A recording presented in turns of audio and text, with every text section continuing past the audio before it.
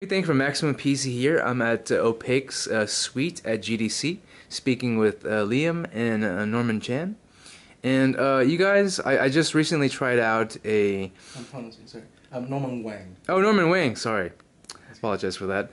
And you guys have developed this Oculus Rift demo in conjunction with Kinect using a demo where, I got to climb up and down the rungs of the ISS in space. Um, and can you sort of talk? I mean, like, so I used the Kinect, which is right over there, and in the demo, I was able to use my limbs to actually climb up and to look around, and I felt like, Sandra Bullock in Gravity. I think you guys were probably going for an effect like that, and it was really impressive. It took me a while to get used to the tracking because Kinect isn't the most accurate with the hand gestures and things like that. After a while, though, I got the hang of it, and it felt really immersive. I was able to suspend belief, and it felt like I was climbing in space. And you guys have even attracted NASA to work with you guys, right? Well, yes, we have. So the NASA JPL reached out to us. Yeah, that's Jet Propulsion Labs, right? That's Jet Propulsion Laboratory. Their interest is in how we managed to technically achieve this as a simulation, as well as how we managed to integrate into VR and the tracking, because that's both. All these three factors are something that they're very much interested in, and they all dabbled in the past, and it's of interest to them in sort of a variety of different ways. Okay. And then the company is Opaque, and one interesting thing that you guys told me is that you guys, attempt to solve difficult technological challenges in the gaming space. Can you talk a little bit more about that? So in this particular case, we are trying to solve the problem where this is reasonably commonly reported where when you put on the Oculus, the first thing people do is try to see their own limbs and say, oh, this is my hand. But obviously with just the Oculus, you can't do that. You don't have the capability to do that. And for this particular technical demo, what we're trying to do is we're using the Kinect to provide that track information, combining it with the Oculus to give you a feedback of where your limbs are and what your limbs are doing. In this particular case, we're focusing on the hand. And that's how you move yourself around the International Space Station, which is using your hand. Okay, and then you guys are also using the Unreal Engine as well. Yes, this is built in Unreal Engine 4. Liam can probably talk. Yeah, it's built in Unreal Engine 4. We use it because it's a great way to get kind of the artists and the coders on the same page for production. One of the things we obviously had here is a huge amount of art production, but in a very technical kind of manner.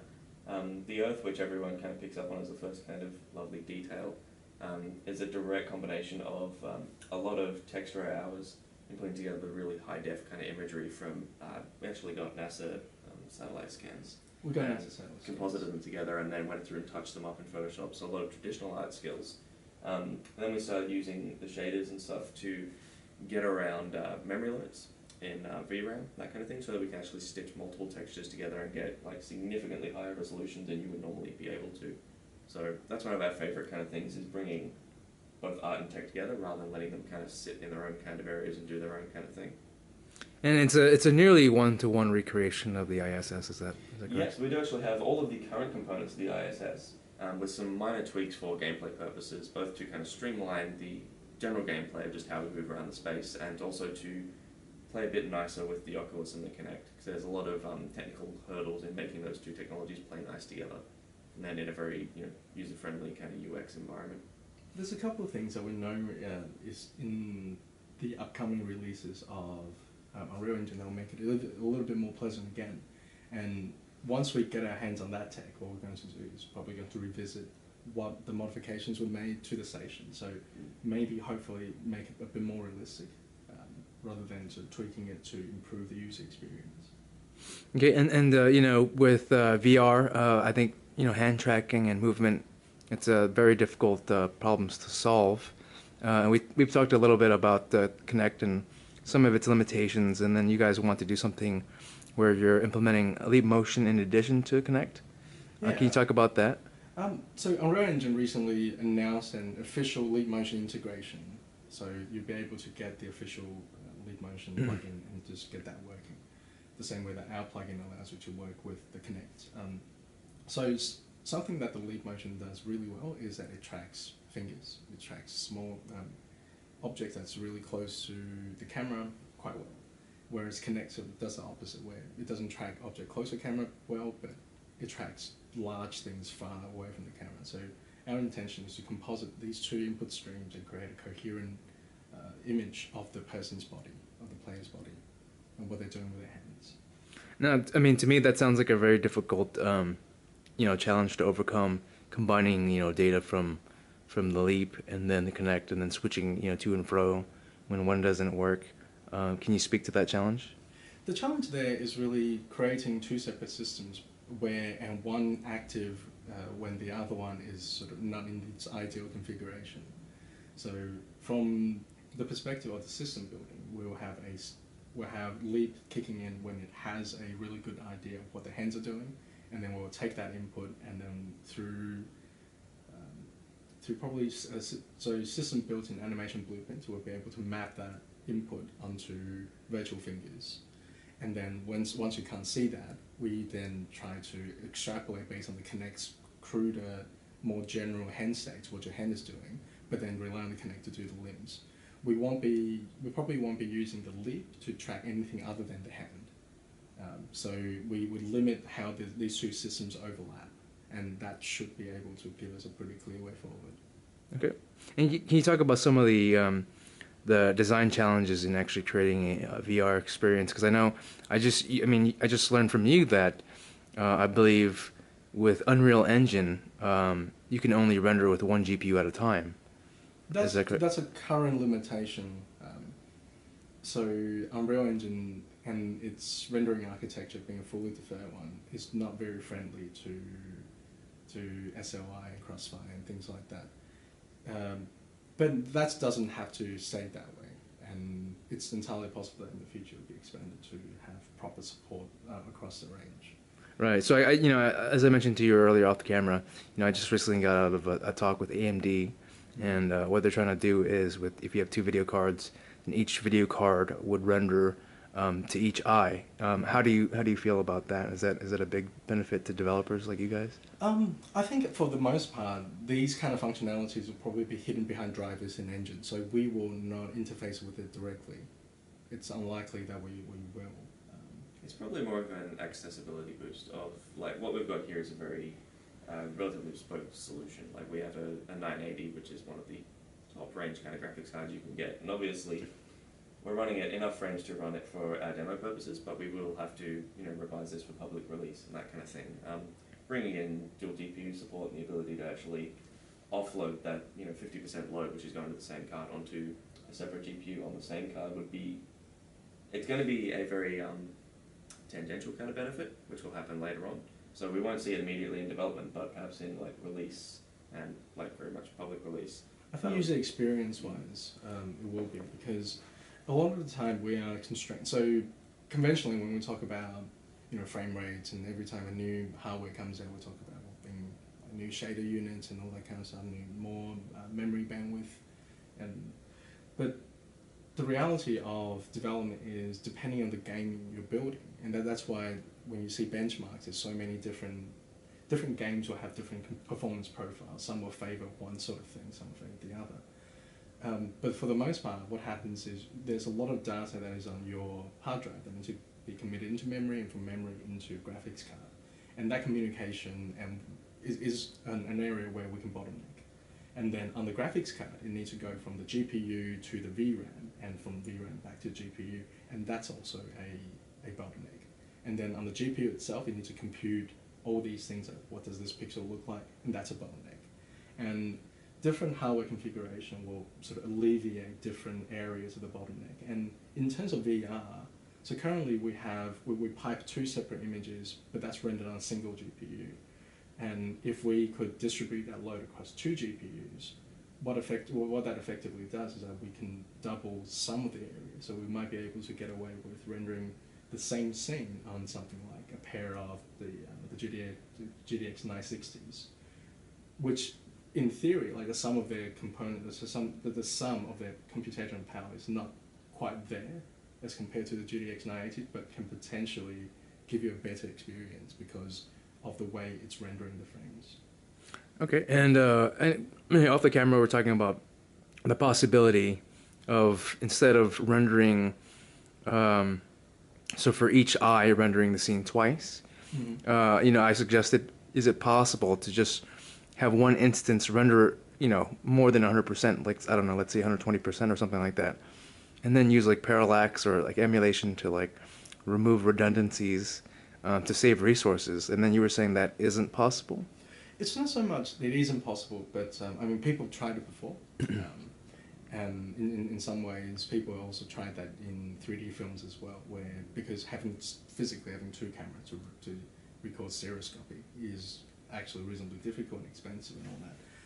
CryEngine, if I'm not mistaken, actually has sort of the first stereoscopic implementation where they're trying to be really clever about how they render the scene so they can do it once and then map it onto two stereoscopic Right. outputs. But when people are moving into VR, the distinct impression is that that trick is not enough anymore because you're dealing with two distinctly different view frustum, and that old generation technology is designed more for things like 3D TV than for a full-on VR experience. I see. Gotcha. And then, you guys mentioned that you guys have a GTX 980, and I'm sure, well, one question we get a lot is, what video card or what do I need to have in my system to play VR well? And I'm sure that's going to vary depending on the game. But is a single 980 enough, you think? For the most part, you will be, because what we've done here is actually really stupid in terms of you're not going to get this in a game where in our case we have textures where a single sheet of the text, well, a single quadrant of the Earth texture is sometimes more than what you see inside an entire game level. Oh. And certainly with so the Earth itself is actually 4 pieces of texture stitched together to create the resolution and fidelity, and each and every one of them was basically, in terms of conventional game production wisdom, is sort of the limit of what you ever really use, because a lot of the old thinking comes from a really sort of console-bound era where you have to be very, very careful about how much data you send down the pipes and how the console renders that. Yeah, we would basically break that with just 1/4 of the data on the Earth. So the GTX 980 is a really extraordinary piece of hardware, and for most consumers and for most available VR experiences today, that is more than sufficient and possibly even a bit of an overkill in some areas. Because it's important to point out that we run a VR experience simultaneously with this very oversized and very high fidelity environment. Like, we are very much combining the two stressful things into one stressful application. So whereas we have a 980, we do that to make sure that we have headroom. In order to run a VR experience, like, we have other demo boxes and other art boxes we work on the project with that are all capable of running a VR experience, and with appropriate tweaking can run an experience well. So it's by no means a matter of you need a 980 to run VR. It's very much we do that for a dev machine. We do that to give ourselves room to move, and particularly when we come and demonstrate it, we can just push the frame rate as high as we need to for a completely seamless experience. So one thing that NVIDIA is pushing, the 980 hard as a card that's great for VR, and I believe they said it does something to reduce latency. Would you say that's a pretty accurate assessment, or is it just... Absolutely. From what we've seen, one of the biggest things with making a seamless VR experience is the frame rate and the refresh rate. With the 980, that was our main reason for going with it over other cards, was we just need to be able to push it as high as we can go, because the higher the frame rate, the lower the latency, and then the more seamless the actual updates in the Oculus. And that was our main actual visual quality bar. It wasn't so much the pixels we have on screen, the geometry, the vertices, anything like that. It was actually the ability for the Oculus to update without visual tearing. There's a few solutions for that, none of which are particularly easy. They all involve decent amounts of work and decent amounts of kind of tech being available. The 980 is basically one of the best solutions for that, and the most immediate. So it lets us do all this work on the dev machine and also eliminate as much of that tearing as we physically can. We've got one of the best cards, so it eliminates as much of the tearing as you can pretty much get rid of. Just want to add to the tearing. So tearing basically happens as a visual artifact when you have inconsistent frame pacing, essentially. So sometimes frames come in more tightly packed and sometimes they're further away. And when that gets rendered onto your VR headset, and then you perceive it, it becomes a bit of your perception of the world becomes a bit skewed, where parts of it is newer, parts of it is older, and then it becomes a really jarring kind of experience. And the smoother you can make that, the better it gets. And depending on the engine and depending on what it is that you're building, sometimes you can hide that terror behind the content, for example. But from our perspective, we're basically dealing with the worst case scenario in many ways, because we have really complex sceneries and the object, so the detail on the object surface, not just the Earth, but the International Space Station itself. It provides you a lot of visual anchors, so when they mismatch, you notice it immediately. So from our perspective, that was sort of, we needed to push it as far as we possibly can, using the hardware that's currently available to deliver as smooth an experience as possible. And from that perspective, the 980 is a no-brainer. So, do you want to have VSync enabled for VR experiences then?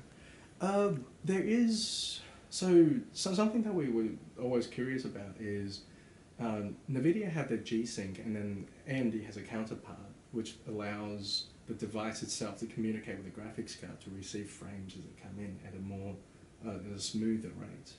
And I do wonder whether there is going to be a version of that tailored more for VR.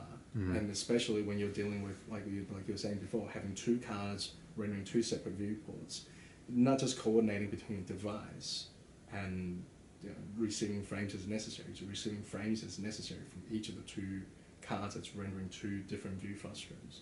So I think the technology sort of needs to come a little bit further from where it currently is. And I imagine at GDC we're going to hear a lot more about what various vendors are doing and how they're pushing this boundary. Unreal Engine will be making their own improvements, NVIDIA will be making their own improvements, AMD will be making their own improvements, and I have no doubt Oculus and Morpheus and Vive, so Valve, they'll also be making their own improvements onto this. Gotcha. So, ideally, something like a G-Sync, or at the very least a V-Sync, is ideal for an HMD, a virtual reality headset. I do believe most of the time VSync, so sync is already enabled by default to sort of facilitate that thing. So yeah, I would say to having the goal at very least of systems like G-Sync is a good way forward to deliver a smoother VR experience. Okay, and then I believe AA anti-aliasing, that's something that you want to turn up quite a bit as well, because I believe jaggies can really hurt the VR experience. Would you say that's pretty accurate? Yes, there's a little bit of consternation with that. In Unreal, we actually have multiple anti-aliasing methods, one of which is called temporal anti-aliasing. It actually takes multiple frames and averages out the results to produce relatively smooth results, particularly compared to things like fast approximate AA. The consequence of that is that for a VR experience, that actually creates a very kind of muddy kind of world, and it's a very blurry effect by its nature. It's predominantly used for like cinematic style, broad movement kind of things. So it's very good on silhouettes of large objects. The kind of thing where we have here a lot of very fine details and very small things, and then when you're in the VR headset, you'll be moving your head around, backwards, forwards, that kind of thing. It tends to produce a lot of very undesirable visual results. That's why we still have the fallback option of FXAA. So while it doesn't provide as much anti-aliasing, it does actually provide a better overall experience. Because jaggies are very much an issue with any kind of digital rendering. But at the same time, with the DK2 prototype, we are talking about a 1080p screen. So we are still working within the pixel dimensions of the screen itself.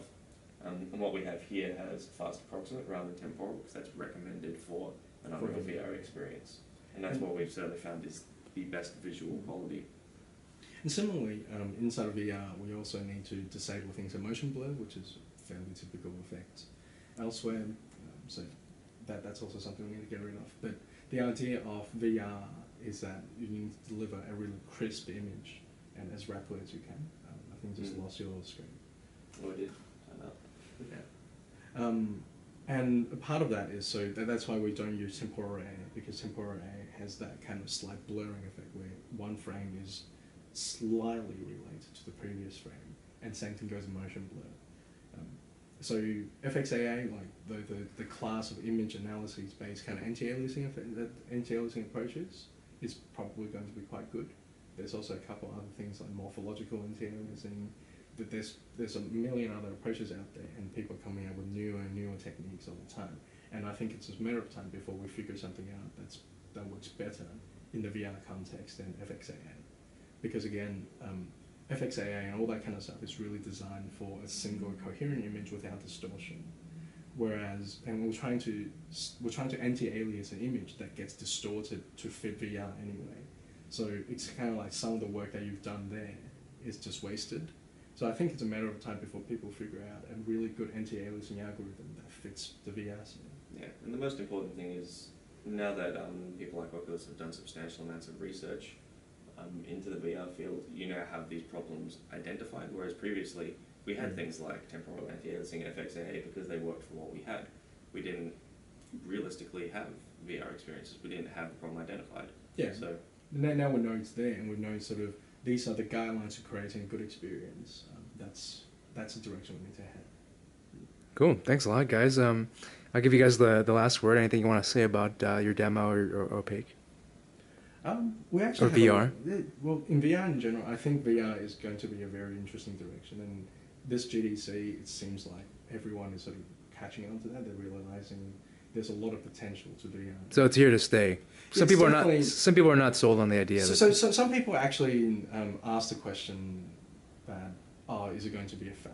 Mm-hmm. I think it was a fad for a period of time when people sort of not quite there in terms of consumer awareness, in terms of consumer availability. I mean, VR is not a new idea. VR has been around since the 70s, but it's only very recently that where we can actually create an affordable consumer experience at the same time, because of that, attract developers to create content for it.